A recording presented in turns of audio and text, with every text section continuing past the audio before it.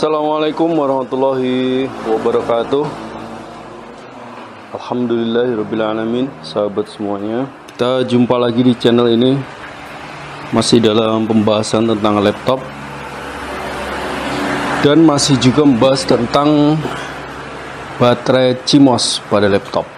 Kalau kita kemarin membahas tentang cara menambahkan baterai CMOS pada laptop Toshiba, bagaimana untuk menambahkan baterai CMOS pada laptop Asus.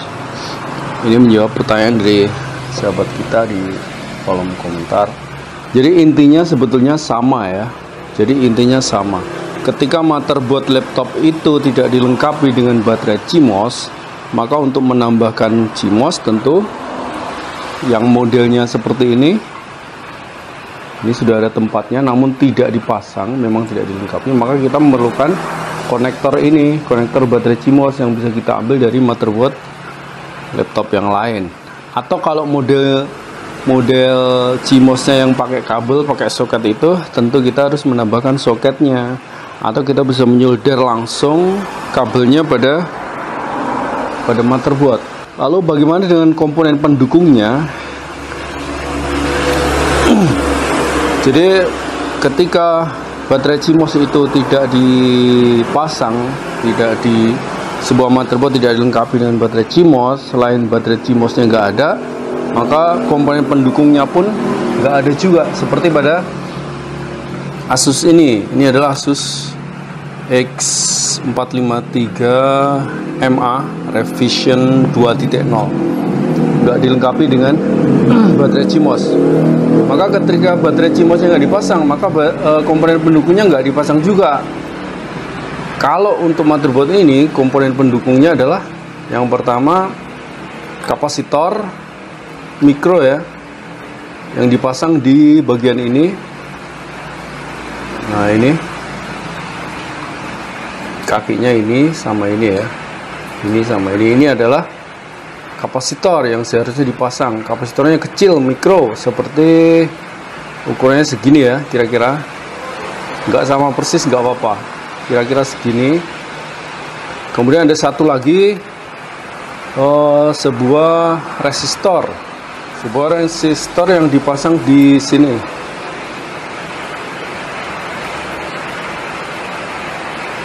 Nah, yang dipasang di sini, ini resistor mikro juga.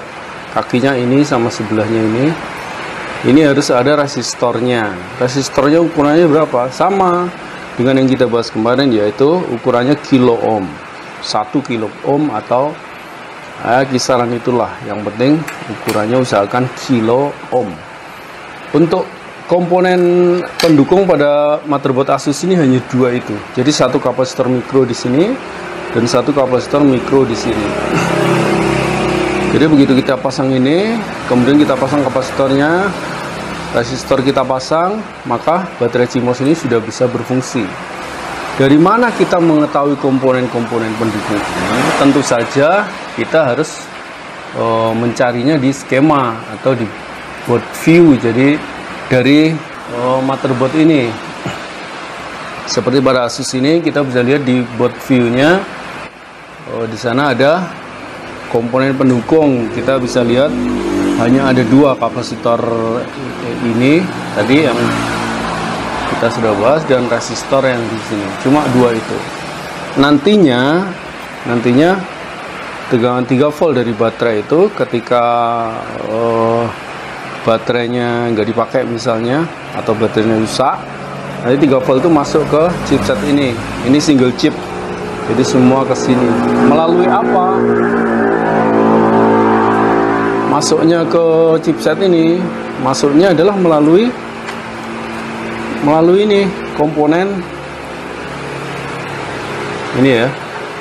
Nah, di sini ada dioda yang kaki 3 ini ya.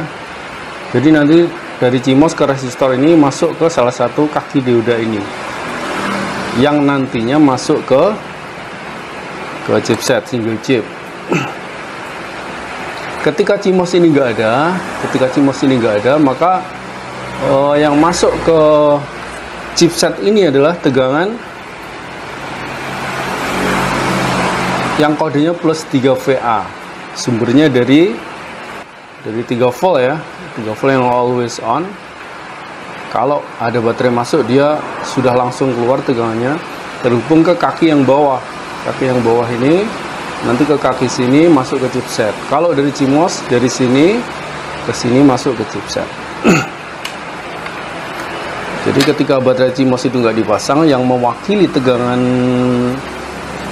RTC ya, itu adalah dari baterai. Makanya ketika baterai dilepas, yaudah tegangan RTC-nya hilang, maka BIOS akan seperti ke reset, tanggal kembali ke tanggal lama, tahun demikian juga kembali ke awal produksi ya. Jadi sekali lagi intinya adalah sama, motherboard apapun, ketika kita akan menambahkan baterai CMOS karena nggak dilengkapi, maka teknik penambahnya seperti itu tadi. Baik sahabat semuanya, ini tambahan dari video kemarin, semoga bermanfaat. Terima kasih. Wassalamualaikum warahmatullahi wabarakatuh.